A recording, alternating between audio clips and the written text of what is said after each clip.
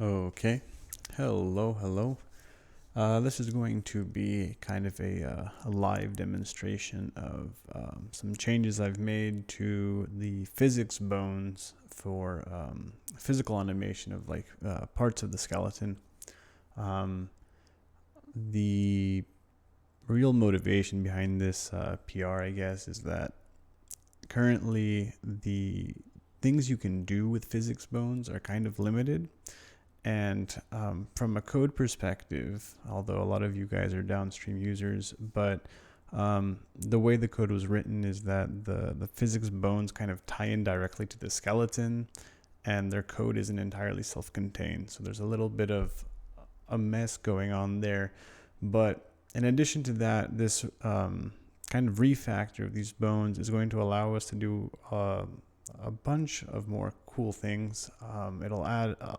It adds the ability to have multiple physics bones per bone itself. So maybe you want to have certain bones that you want for ragdolling, or you want certain bones for hitboxes, or you want certain bones for just little physics animations that run real time. In addition to some other additional nodes that are just there to kind of help out. So without further ado, I'm going to get started. What I have in front of me is a test scene. It's just got some random level geometry with some collision shapes. I have an elf character is stuck in the walking animation because I haven't actually done any work to make it transition to running or turning animations. Pretty much because I'm lazy. We're going to go into that subscene. So the elf is a subscene. And when we look at this, immediately we'll notice that the root node is a kinematic body. The collision shape is a capsule, and I have it hidden just to remove some visual noise. And under this elf node is a skeleton. The meshes are here, grouped. They're just meshes that are bound to the skeleton. And nothing else under the skeleton. We have an animation player. The animation tree, turn it on and off. Actually, quickly, a new feature that I just added in is if you pause the animation and you get stuck in this posing frame, you can actually click on the skeleton, go up here and hit reset pose, and we are back to the bind pose. So if you ever want to go back to the bind pose, click on the skeleton 3D, reset pose. That is actually one of the first things that I did. So let's talk about physics bones. So what is a physics bone? First, there's a little bit of ambiguity between the word bone when we use it in Godot, and a lot of that comes from the origins of using Blender. In this case, I am an advocate of Blender is wrong. Don't get me wrong, I love Blender, I use it all the time, but the Blender bone definition is kind of incorrect.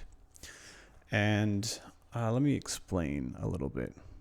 So if I hide the meshes and we look at just the skeleton, we'll notice here on the bone tree, quote unquote bone tree, we have these bones. And a little misconception is that these are actually bones, but they're actually representing joints. So each one of these little bones represents a actual joint position. And the bone, quote unquote, is constructed from the span from one joint to another joint. So if I had this joint here and this joint here, you would kind of call the bone space the space between them. But even that's kind of incorrect because when we're talking about meshes in 3D animation, if I turn on the X-ray, Y-frame, each vertice of a mesh, when it's skinned to a bone, it follows the rotation of that entire bone, of that entire joint, sorry. See, even I get confused. It follows the rotation and the transformation of that joint, and the bone itself doesn't matter. In fact, every 3D modeling application other than Blender, I believe, uses the term joints instead of bones. And just to like really put that in perspective, let's go to unshaded. If I hide the mesh and I click on, let's go to arm, so left shoulder, and I go to bone pose and I rotate this pose. That is not the rotation I want to show. There we go. If I rotate this pose, you'll see that all of the joints following this joint are going with it. And if you think about that in terms of your actual arm, right? If you lock your arm and you move your shoulder up and down, everything follows with it, right? So it goes from the top of the hierarchy all the way to the bottom. Now, that's just a really quick explanation of what the bones or joints are, whatever you want to call them. I'm going to probably use them interchangeably. I'm going to reset the pose right now, go back to normal. And we're going to start making some physics bones. So it used to be that you would click on the skeleton 3D and there would be an option here to create a physical skeleton. And that would make these physics bones for every bone that was underneath the skeleton. It's a lot of cleanup work. Honestly, it was kind of just a very basic system to get joints done. How we make physics bones now is you can actually make them through a node. So if I go to add node here and I type in physics bone 3D, I have a physics bone and it's parented to the skeleton, which that's how we know what skeleton to use. And it has a name field. So if I were to click on the skeleton and I click, let's say leg right thigh. So if I put inside leg right thigh, and then I will do a reset pose. And we'll see that automatically this bone, this physics bone's origin has snapped to where this joint is. And that's really important. So physics bones have two states. They have a free simulation state and they have a non-free simulation state. In non-free simulation, the physics bone will always track the current pose of the skeleton. And to demonstrate that, so if I go to this leg right thigh and I alter its pose, so I rotate, let's rotate X. And then I click on this physics bone, you'll see that its axes have followed along. That's because the physics bone inherits the actual bone pose. When that isn't the case is when free simulation is on. When free simulation is on, the physics bone itself will actually have physics simulations happening, and its positions in the real world from simulation will actually affect the bone pose. So it's got two states. It either tracks the bone or it controls the bone. And I'm going to go back and reset this pose really quick. So this physics bone is actually a rigid body. It inherits some rigid body. So you can add the collision shape to it. I won't do it now because that's some extra work that I'm going to show you how to bypass in a second here. So I'm actually going to go back here and delete this physics bone. And I'm going to go back to skeleton. And one of the things I would like to animate to begin with is this tail here. So if I go to, let's show the meshes. So we have this cloth tail here, right? And it's been skinned. So if I to go to this tail back and I give it a rotation, you'll see that the cloth goes with it. And I'm going to reset the pose. Very handy tool. So I just showed you a manual way to make a physical bone, but obviously that is quite tedious. So what I'm going to do now is automate this process. So I'm going to select these 6 bones, or joints, bones, whatever. So that would be from here to here to here to here to here to here. Now, since we want all of these to free simulate as the character moves, This top joint or bone needs to actually attach to something. And what it's going to attach to is its parent, and its parent is actually the pelvis. So let me hide these meshes really quick. And with these selected, if I right click, I will get some options. Currently create physics bone appears. It shouldn't appear unless there's only one bone, but that's just a bug for now. Create physics bones and create physics bones with joints. I haven't talked about the joints yet, but if I create physics bones, you'll see that automatically we have a bunch of physics bones created, and their bounding capsules have been pre-computed for us, and as well as something else called the joint offset. You'll see that the pelvis bone is going straight up and down, and that's because this bones or joints primary axes are straight up and down. They're not in the direction of this other node. And for our purposes, this doesn't actually matter. We won't be using this pelvis bone for collisions. So I mentioned earlier that when you bring in these bones, the bone offsets are calculated, and that's something I didn't cover yet. So let's talk about that a little bit. If I go into tailback 1, so you'll see that its origin right now is actually halfway between this bone and the next bone. And the reason its origin is halfway between them, even though I said that the physics bone always tracks the bone space, is because of this bone offset property. So if I set this to 0, you'll notice that the bone offset goes up. If I undo that, it goes back down. And the bone offset is really important. Because the physics bone is a rigid body, the center of the rigid body is where the center of mass is, right?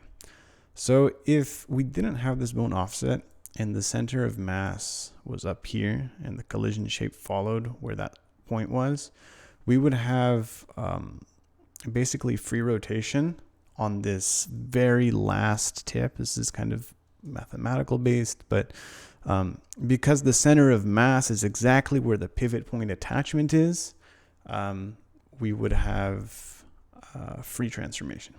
And that's when we actually bring in the joints.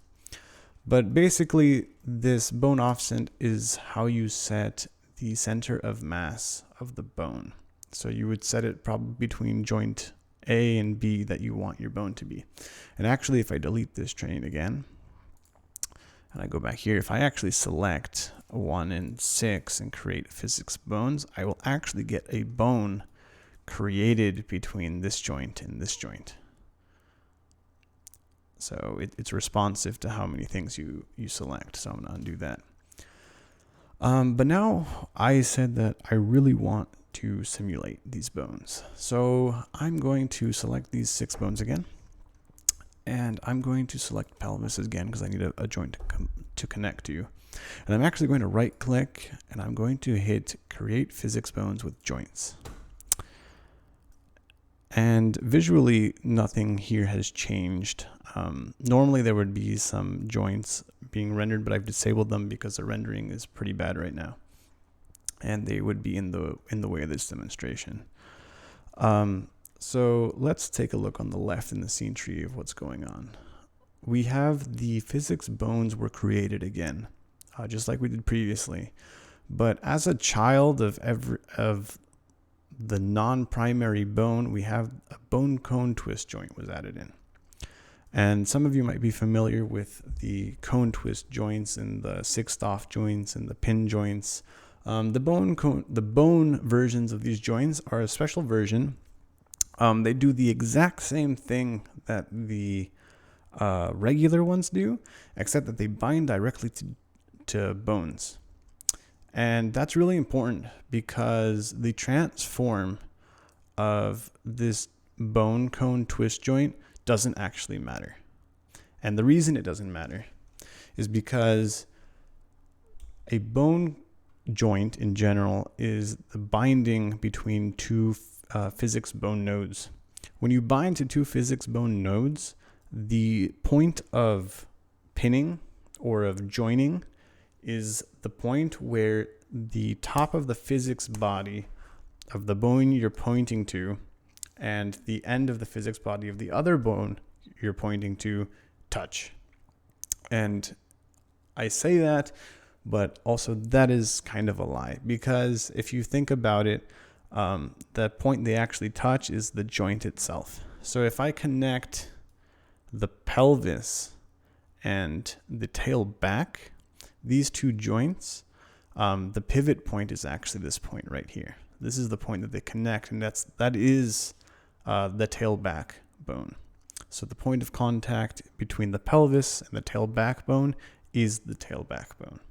Because remember, when you rotate this joint, everything follows along with it. So this bone itself is everything after the tail backbone. So we created this physics joint chain, and we kind of want it to free simulate. So let's actually go through the bones. So we have physics bone pelvis, free simulation off. And we want it off because we want this one to constantly track the skeleton root. For the tail back bones, we're actually going to turn free simulation on. So I'm going to go through each of these and turn free sim on. And we have free simulation now. In theory, I haven't showed it to you yet, but it's there in theory, right? And the cone twist joints are attached for each one of these. So each bone in this bone chain has a twist joint, and its parent is set to, or its node A is set to tailback 1's parent, and node B is set to tailback 1 itself. For the next one, its parent is set to tailback 1, and node B is set to tailback 2, etc., etc., etc. And remember that the transform doesn't matter because they're computed from the actual joint spaces. So if I show the meshes right now and I run this, I'm going to tell you right now that we're not going to get a good result. And I'm going to show you why. But first, let's just see what happens. So it's starting up, and we load in. And we have spasming going on. And at first glance, you might be wondering, what is going on? Why are my bones spasming? Why is it when I move around, the character who is not supposed to move this fast is moving insanely fast? And the reason this is happening, actually, so let me close this, is because at the very beginning, I pointed out that we have a kinematic body and there's a collision shape. And right now, these free simulating bones are constantly colliding with our kinematic body. And this is causing our physics to go way out of whack. So let's go over how we solve that really quick, because I'm sure there are many people who probably have issues with this and are trying to figure it out. So we have these, in the collision settings of all physics bodies, we have layers and masks. I won't really go into what layers and masks are. That's covered in the docs, really. We can quickly kind of go over it. The layer of a body is what kind of set it belongs to. Nodes in a set always collide with the same nodes of another set. The mask flag specifies what other sets this bone can collide with and is used for calculations. If I look at my layers, I have actually named 4 of these. So I have named the first layer terrain. I have named the second one kinematic bodies, and I have it assigned currently there. I have hit bodies and I have auxiliary bodies. Auxiliary bodies are what I call like the animated bone tails and the physics hairs. Hit bodies are like, hit boxes that you use for actual like hit detection for swords. And then kinematic bodies are the capsules that I use to drive characters in the world. And terrain is everything else that you need to collide with. So I have this kinematic body assigned to layer 2, and it collides with mask 1. But now for each one of these bones, I need to go into its collisions. And remember, I said that these auxiliary bones are actually on mask 4. So yes, it's mask 4. But for this pelvis node, because this doesn't actually partake in anything, I'm going to clear all of its collisions. I don't want it to collide with anything ever. But for the tailback bones, I'm actually going to go through all of these right now and set the layer to 4, so auxiliary bodies. And I want it to actually collide with terrain, hit bodies, and auxiliary bodies. And I'm going to do that for all of these really quick. So 4, 1, 3, 4, 4, 1, 3, 4, and 4, and 1, 3, 4. And again, 4, 1, 3, 4. And I'm going to hit save. And let's run this again.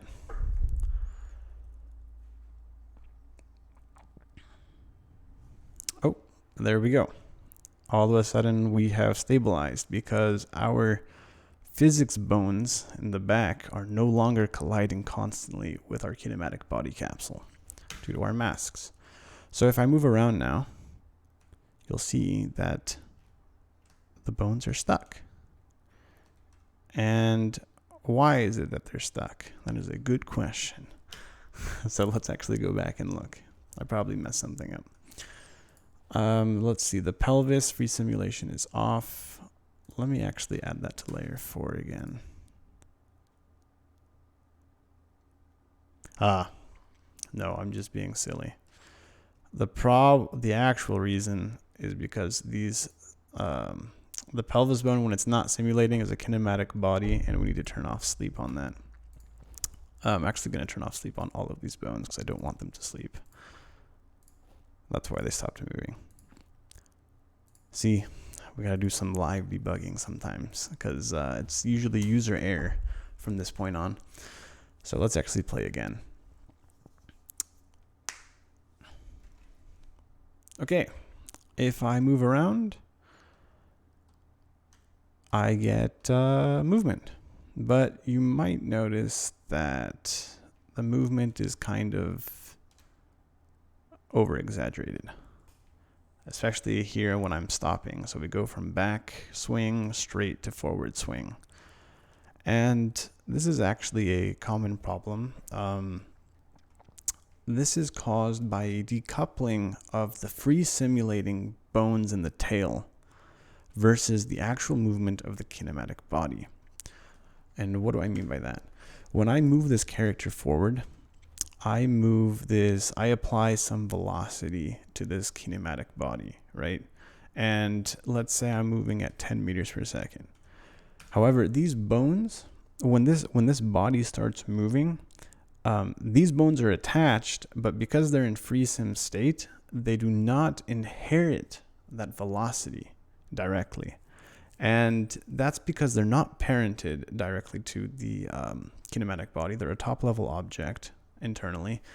And the reason they have to be that way is because if they are parented, when you move this capsule, you won't actually get any simulation because if it inherits the movement, then there's no actual forces being applied to the body.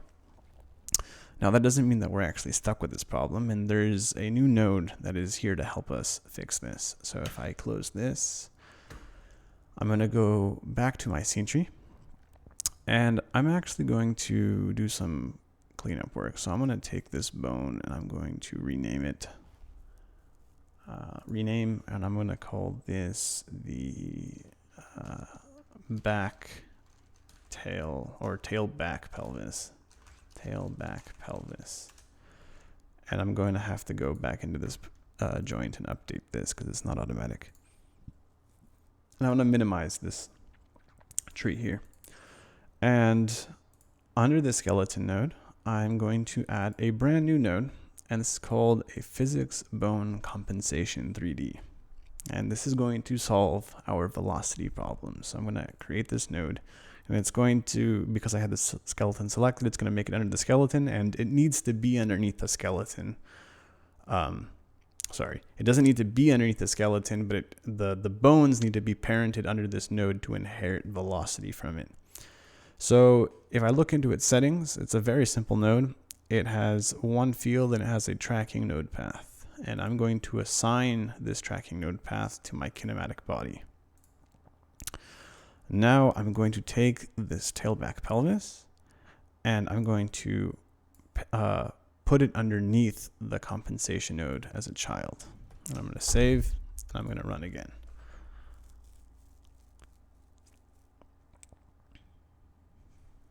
And now if I start moving, you'll see that the movement is no longer as exaggerated. And that is because all of these bones, when they start free simming, are now inheriting the velocity of the kinematic body that's moving. So we still get movement, but it's not as exaggerated. Now, in reality, I'm moving tangentially. Once I start moving, the actual velocity that the bones in the tail should be inheriting shouldn't actually be the entire component. We can kind of mimic this. So I could go into this tailback and I'm going to go to this first free simming bone. And there is a factor called the compensation amount. And this factor comes into play when you are underneath a physics bone compensation. So I'm going to keep the root bone at 1 because you always want the root bone to inherit the velocity because it wants to be attached to the pelvis bone as much as it can. And to do that, it needs to inherit the full velocity. But what I can do is I can come back to these subsequent nodes and I can actually change their compensation amount and lower it a little bit. So I'm going to set them all to actually 0.75. So I want them to have a little bit more movement, but I don't want them to have crazy movement like we first saw. So I'm going to set all those, hit save. I'm going to start it again.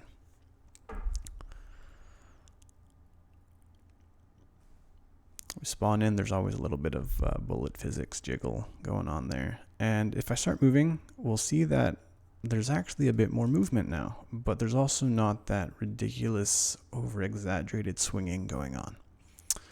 So tuning with those compensation values can really help you figure out what you're trying to do.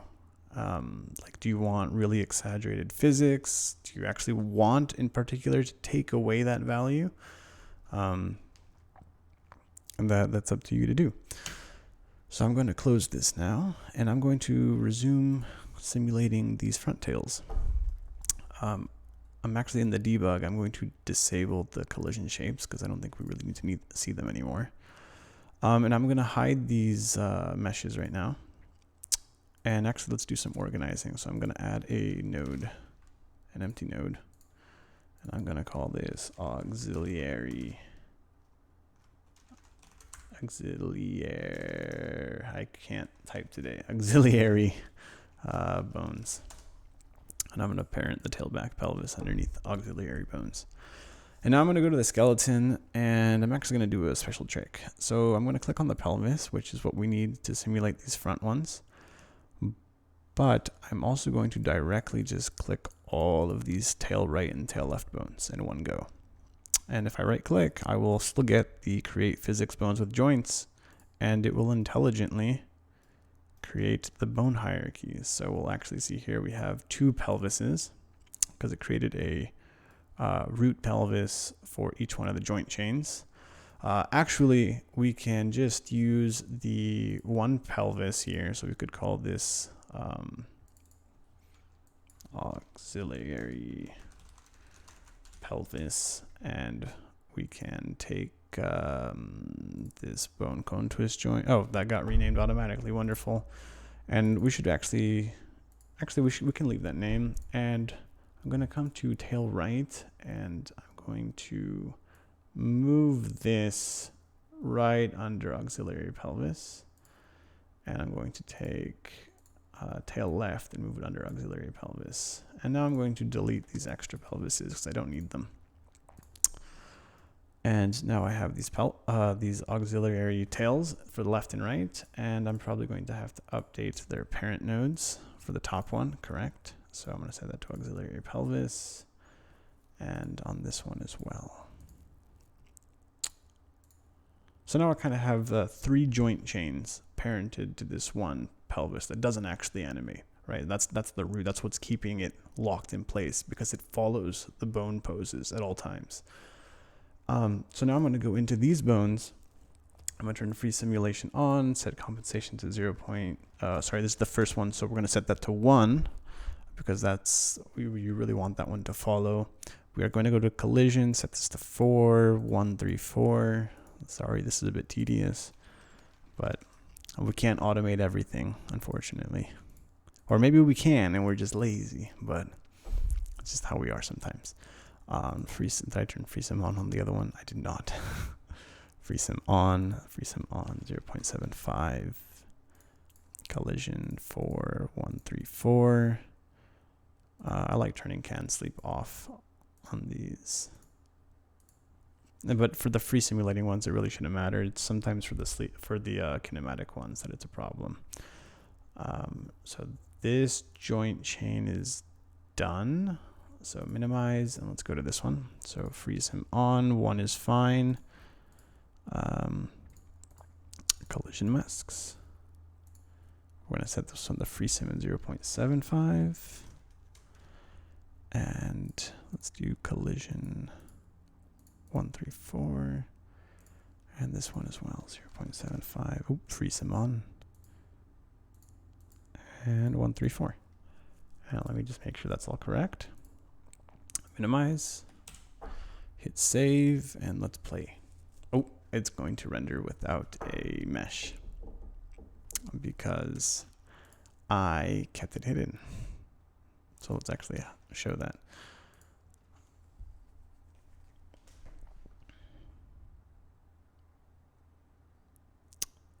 And we have some simulations going on. And maybe 0.75. First of all, I haven't even modified the weights of these cloths themselves, right? So that they each have like a 1 kilogram of mass right now, and that's way too much for cloth. But you can mess with those later. This forking here is probably happening because the collision capsules are overlapping. And maybe I should have kept the debug view on, but like if we look right here, these capsule radiuses are too large. So why don't we just adjust those really quick? So go to the collision shape. I actually like to modify the radius itself rather than the scale. Actually, maybe I should modify the scale.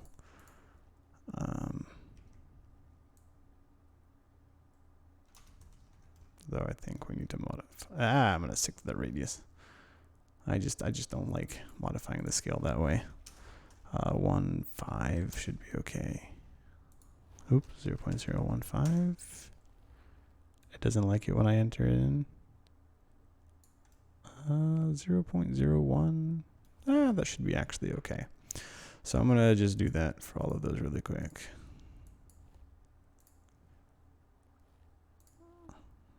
This is actually my first time simulating the front ones here. So this is as new for you as it is for me. I've only done the rear ones, and maybe I might actually do the hair too. So I'm gonna go to this collision shape, set the radius to 0.1. Collision shape, radius to 0.1. By the way, these can be replaced with not capsules, or they could be replaced with squares if you wanted. I just want to stick to capsules. And actually, this might be a case where I want to do some changes here. I might see the cloth itself goes all the way down, but the bone ends at this tip. Actually, I think that's fine because it doesn't really matter what the body is. This cloth is going to simulate freely anyways. So let's just run this.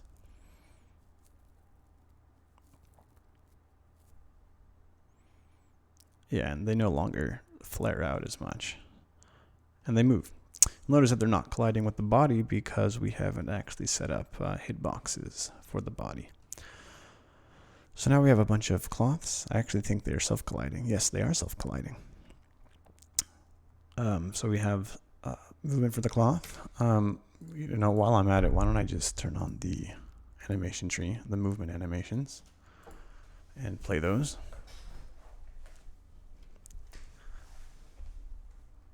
Oh, that's always fun to see that. I gotta see if there's a way I can at the very beginning I can sleep the animation of the bones before they do anything. So you'll see that they actually sway with the animation because they're free simulating, and they're driven by the first pelvis's movement. So as I move around, they move as well. They're just clipping through the mesh right now because we haven't set up any body collisions. And yeah, we got the front cloth simulating, we got the back cloth simulating. I have actually never simulated the hair. The hair bones are there. And at this point, we might as well just try and do it for the first time.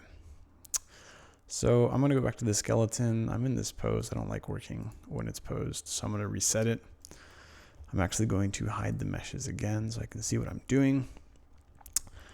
And let's see, 1 joint, 2 joint, 3 joint, and 4 joint at the tip. And that should be from the head. So let's scroll down. Hair. Hair back right, 2, 3, 4. And we're gonna need a head, neck, upper, I believe. So I'm gonna minimize that. Yep, so head, neck, upper. 1, 2, 3, 4. 1, 2, 3, 4. 1, 2, 3, 4. 1, 2, 3, 4. 1, 2, 3, 4. Oh god, this is gonna be some real tedious work. Maybe I shouldn't do this because it'll take way too long. But you know what? Let's do it. So we have created 1, 2, 3, 4, 5, 6, 7 joint chains. For time purposes, I'm actually not going to re-inherit to this single bone. I'm just going to leave them as they are because it really doesn't matter. That bone doesn't simulate. But let's see, let me minimize this auxiliary pelvis. And we have these chains, 3, 4, 5, 6, 7. All right. We've got 7 head neck chains. Oh boy, this is going to be really exciting. So let's just turn FreeSim on and see what happens. Oh, because then I have to set up the collision shapes as well. I really don't think we want to sit through all of that. So then let's actually just delete this and let's get to some exciting stuff, or more exciting stuff. So I'm actually going to delete these. We made them. We made the chains. Let's actually try and get these cloth chains to collide with our characters. So I'm actually going to make a new node. I'm going to call this hit bodies or hit bones, whatever you want to call them. They're actually really not the hit bodies because I wouldn't use these for like hit markers. These are more for like self collision with like the auxiliary bones. I'd probably have separate bones for the hit bodies, but I think this will work enough. So I'm going to click on skeleton again, and I'm going to go to my legs. So I'm going to click on left leg thigh, leg left knee, leg left ankle, leg right thigh, right knee, right ankle, and their parent is again the pelvis. But this pelvis, actually we don't need this pelvis because none of these bones are going to be free simulating. So I'm going to right click and create physics bones without joints, because remember, these aren't free simulating, so the joints don't need to be there. So I'm going to create these bones, and we get some automatic capsules made for these, and we can see them right here. I'm going to turn the mesh on so we can just kind of scale these to the correct size. So we'll see that the hit body for this capsule is okay. We could probably move it back a little bit. So why don't we... okay, this is for the upper thigh. Let's go to this lower one. I'm going to just move this and rotate it a little bit just to kind of follow the leg a little bit. I'm going to go to this upper one. This one, This one I'm probably going to want to increase the size. So I'm going to go here and I'm going to increase the radius a bit. Maybe it's a little bit too much. Let's go down to 0.10. That looks pretty good. I'm actually just going to leave that as that is. And I'm going to do the same for this one. So 0.010. Oops, 0.10. Let's do the same to this shape.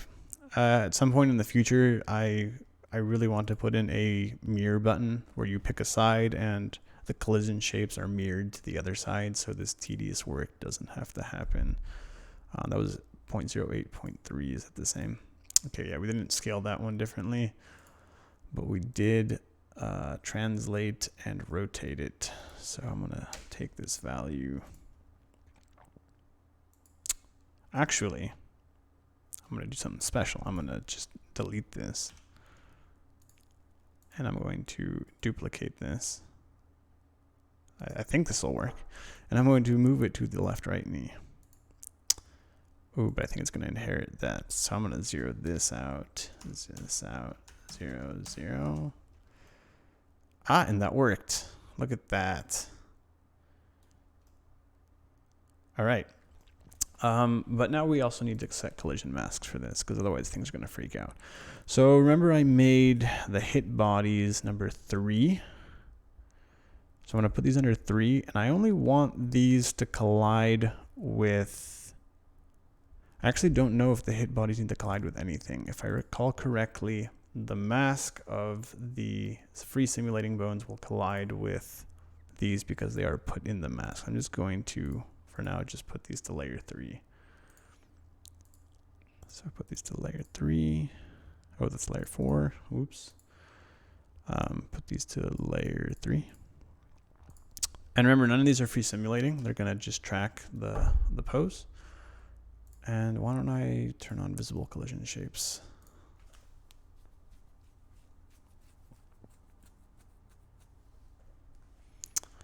Sweet.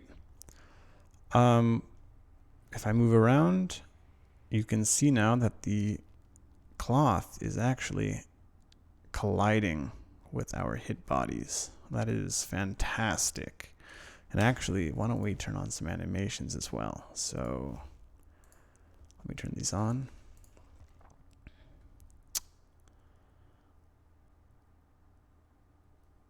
Oop, that's always just hilarious to look at, but I really want to fix it at some point. So I'm going to move around, and we can actually see that the tails are colliding with the leg bones. And the front ones should be as well. They're actually clipping through the armor in the front because we just don't have hit bodies for that yet. But they're not going through the thigh. So we might want to dampen the linear and angular at some point because there's just like no room for the bones in front.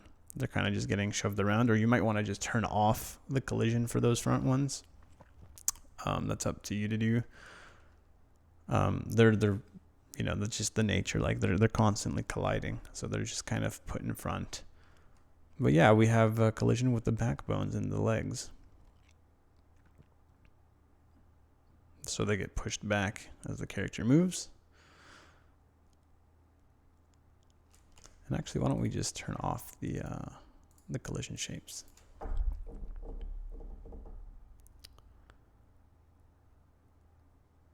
Oop.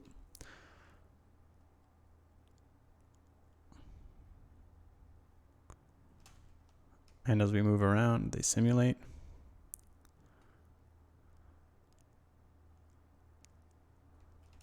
I know it looks kind of wonky because the animations are going at a different speed than the actual ground speed, but just bear with it.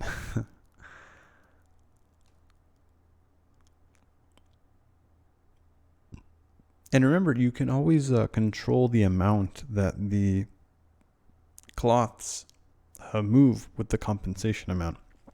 So I actually made the end. Oh, we got some self-clipping going on because of the change of direction. As I was saying, you can always tune how much movement is inherited from the movement vector. Remember, I set all the other bones to 0.75, and while that's a lot of movement for a very fast moving game, you might want to not use a value of less than 1, because the physics will just kind of explode and go all over the place. Maybe you do want to inherit all the components of velocity of the parent. And so we kind of just went over, so we'll just kind of do a recap of what happened. So we added physics bodies to the skeleton by right-clicking nodes. So you right-click joint trees, and you can create physics bones with joints. You can create a single bone if you have one selected. That's kind of a bug that's showing up. Yeah, it should only show there. We went over like the center of mass of bones, so you kind of want to move that offset. I guess it didn't actually show how you move the offset. So if I go into, let's stop the animation. There's too much going on. It's a good thing. So skeleton, I'm going to reset the pose. You go into one of these bones. So let's go into this leg, left thigh. And we have the bone offset. I think I actually did show this, and you can move this value around, and that changes the center of mass of the bone. So we went over the new bones. We went over the joints themselves, and how they're transformed doesn't matter because they are bound to the actual, the joint offset is computed from the bones they're bound to. And these are for all the bones. So I use cone twist joints by default, but there are bone joint. So you have bone cone twist, bone generic, bone hinge, bone pin, bone slider. The transform vector is computed automatically. The bones are now full rigid bodies when they're in free sim state. When they're not, they kind of behave like kinematic bodies because they are following the bone transform and not being simulated. You can actually ragdoll a body. So if I were to do this same method, and so if I were to make another group called my ragdoll bones, and I were to do the same, the physics bones, and make them all free simulate. So I had one for the pelvis, one for the shoulder and the arms, for the legs, and then I turned on free simulation for all of those bones. My body would actually just ragdoll and fall to the ground. Now, something you might want to be careful with is that when I have two bones and they're both in free simulation and they're controlling the same skeleton bone, they're going to fight with each other. So there's going to have to be, you're either going to have to make sure that you only turn free simulation on for a bone at a time. If you want to switch between some certain bones that are always in ragdoll versus everything in ragdoll, you might need to do some tracking of what you turn on and off. Or in this case, because these are the auxiliary bones and they're always bound to the pelvis, and those aren't actual bones that I would ragdoll. So if I were to ragdoll the rest of the frame, it doesn't actually matter if I just ragdoll all the frame, because these free floating bones will always just track to the pelvis as it moves. So everything will behave normally. And that's something I would do through a little script. That's kind of it for this demo. Sorry, I guess we didn't actually I didn't recap the physics bone compensation node. So again, you put this under a skeleton or anywhere, but it only does anything if physics bones are children underneath it. And you put this and you put the bones underneath, and any free simulating bones will inherit the tracking node's velocity changes. So we had those free simming bones, and if we took them out from this compensation node, their movement was really exaggerated because they weren't actually behaving as if they were attached to that kinematic body as it moved. And so that's kind of it for this recap and the changes that I've kind of brought to the physics bone systems. There's probably going to be some more improvements going on. There's like UI stuff and maybe some actual simulation improvements. I kind of want to try to work with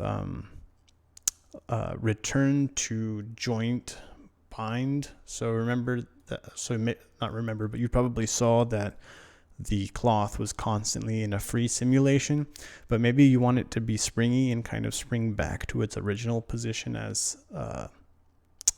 the transforms, as it stops receiving forces. So you kind of want it to spring back. So that would be kind of like a return to bind by like some impulse. That's something I kind of want to try putting in. There's also a bunch of smaller improvements to do, but I believe that from what it was, there's been just a lot of progress in general made for getting this more user-friendly and kind of more flexible in what you can do with it. So yeah, thanks for watching this quick preview. I think it's now, it's 50 minutes long. Wow. And thanks for watching.